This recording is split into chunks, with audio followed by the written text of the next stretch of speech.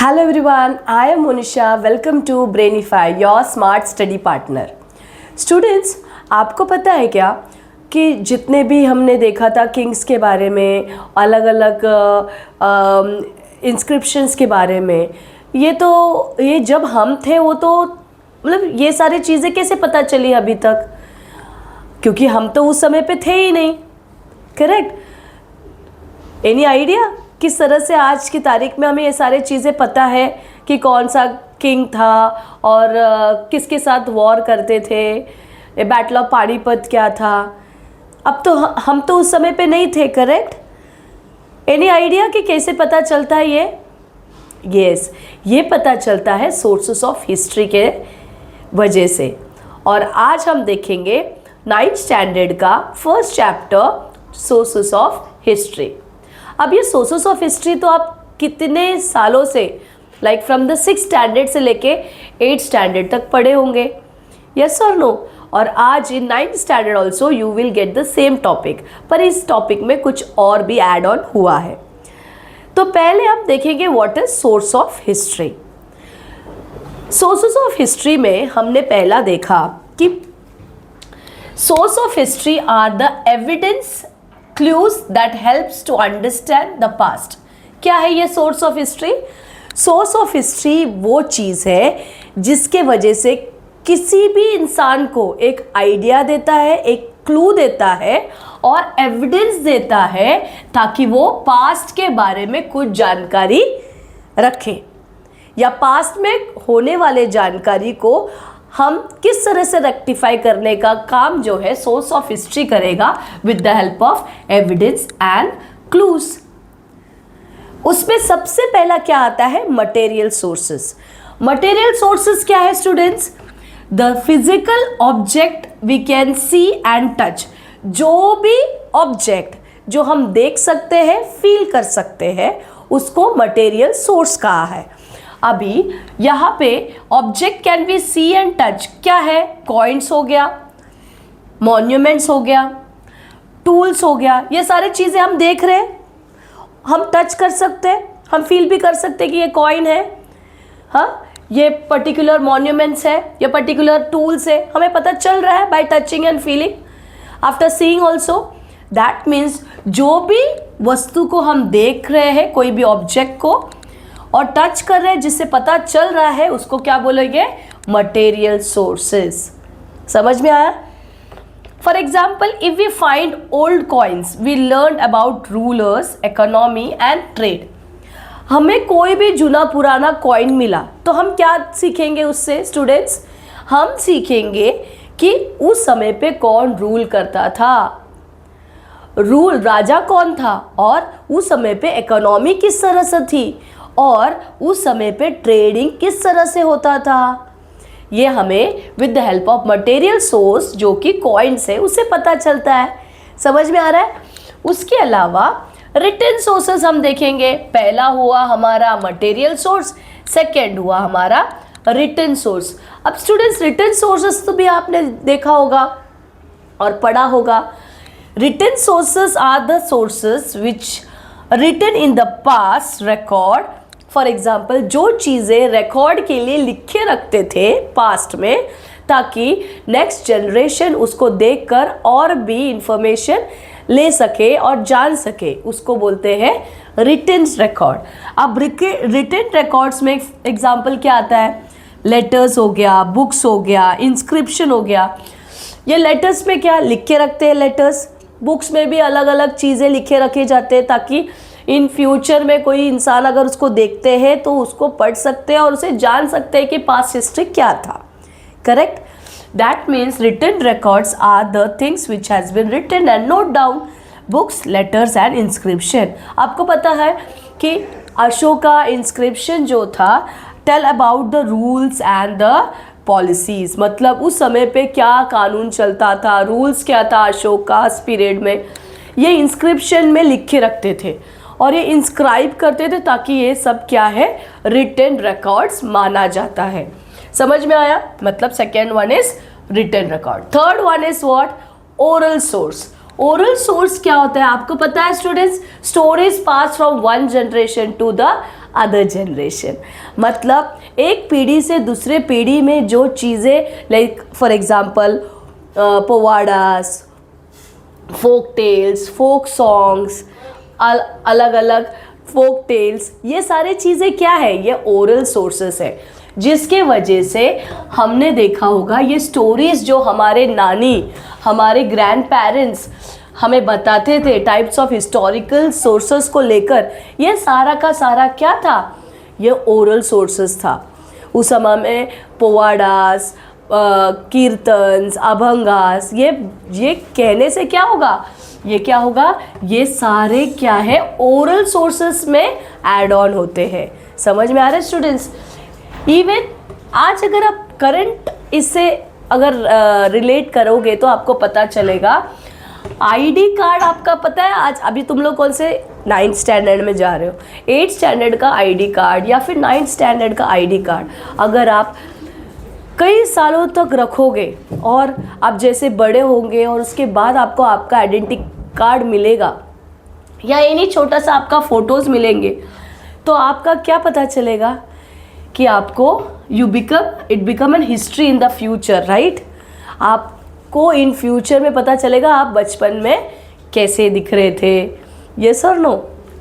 So remember, हमने क्या चीज़ें देखी आज? Material sources, written sources, oral sources. Material sources जो चीज़ें हम देख सकते हैं उसको बोलते हैं मटेरियल सोर्सेस स्टूडेंट्स। जो चीज़ें हमने रीड किया, रीड कब करते हैं, जब लिखा होता है, तो लिखा हुआ चीज़ों को, इंस्क्राइब किया हुआ को रीड करना, उसको बोलते हैं रिटन सोर्सेस। और ओरल सोर्सेस क्या है, जो हम सुनते हैं, जैसे कि छोटा सा बेबी होता है तो माँ क्या करती है, लोरी गा के सुनाती है और सुलाती है।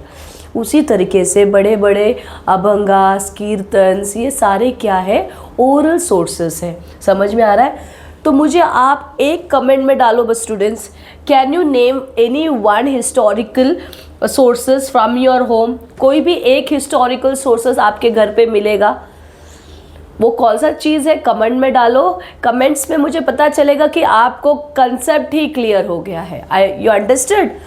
Okay, so will talk about the next topic now. We are going to see about the print media. What is print media? Print media, all information that is printed on paper, जितने भी information है related to world wide, सारे information print होता है newspaper में। इसके लिए print media बहुत इम्पॉर्टेंट होता है रिटन सोर्सेस के लिए। न्यूज़पेपर, मैगजीन, जर्नल्स, ये सारे क्या है, प्रिंट मीडिया में स्प्रेड होता है इंफॉर्मेशन और a large number of people. ये क्यों होता है? जितना वर्ल्ड वाइड में इंफॉर्मेशन पहुंचेगा उतना ही लोगों तक खबर मिलेगी कि क्या चल रहा है पूरे दुनिया में।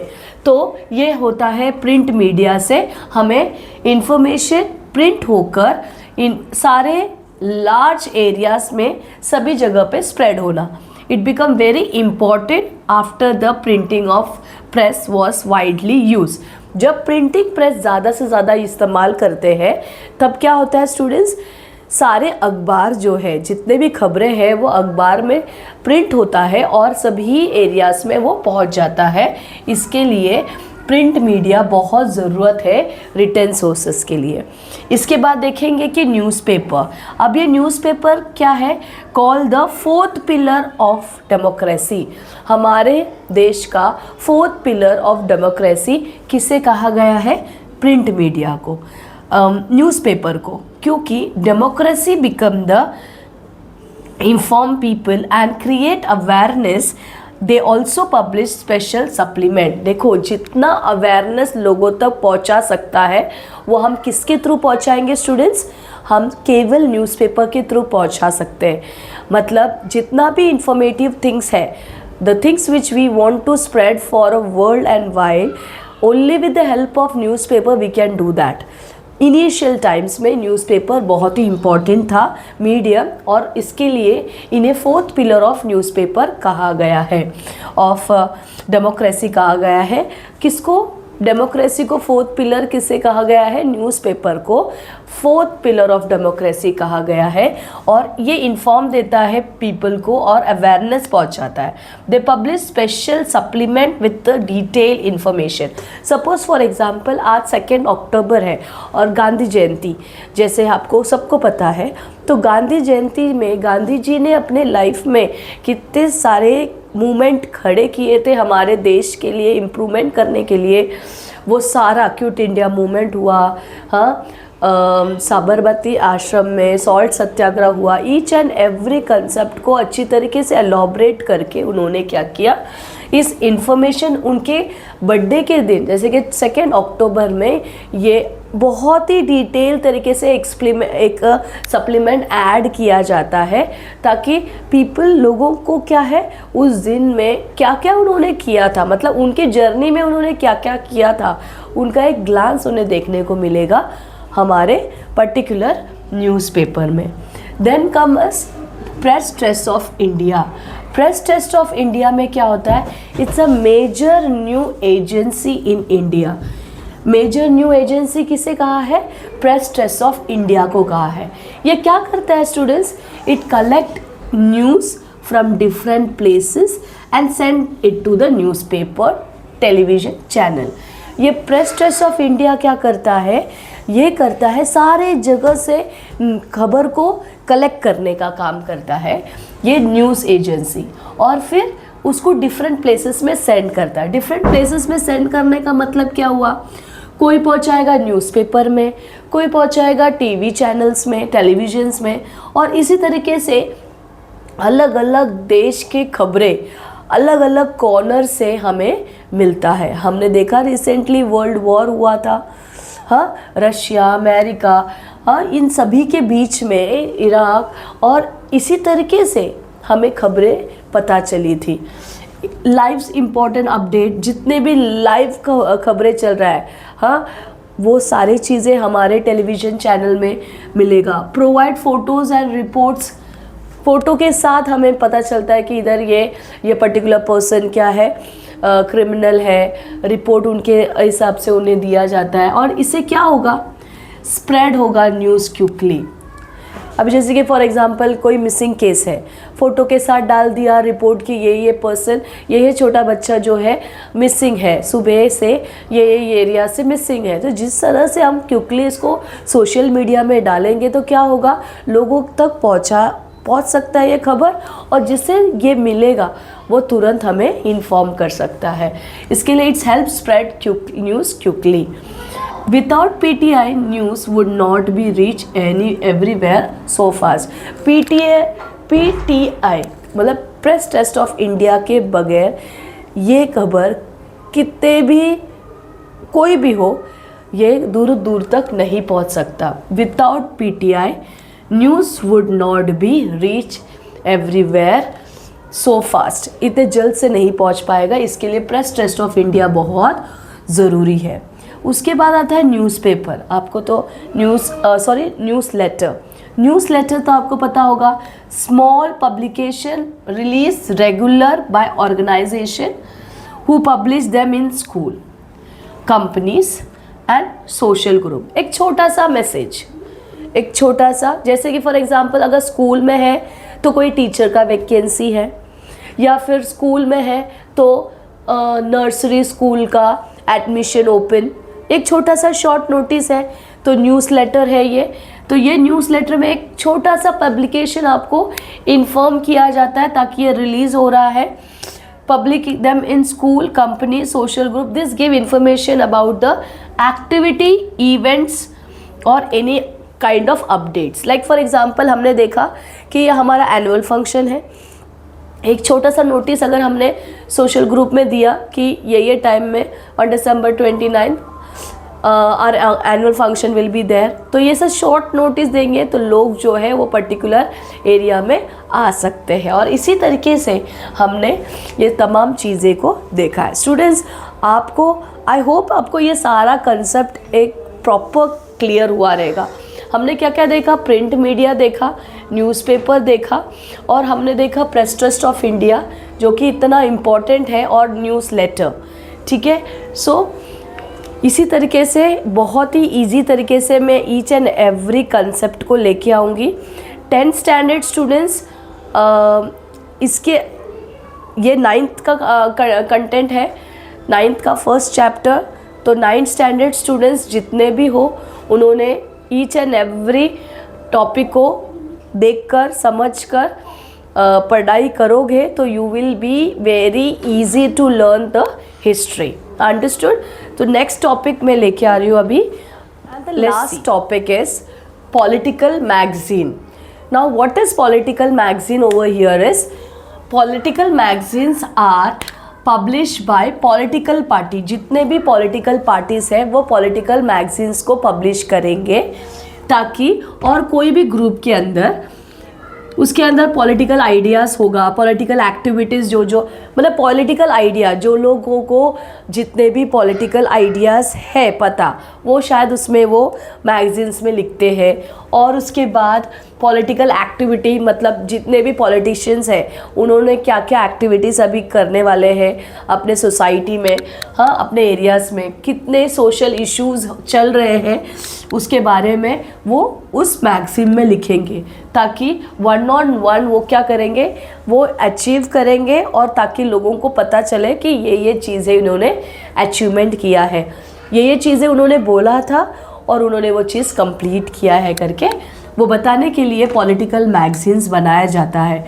It help us people understand different opinion and movement in the society.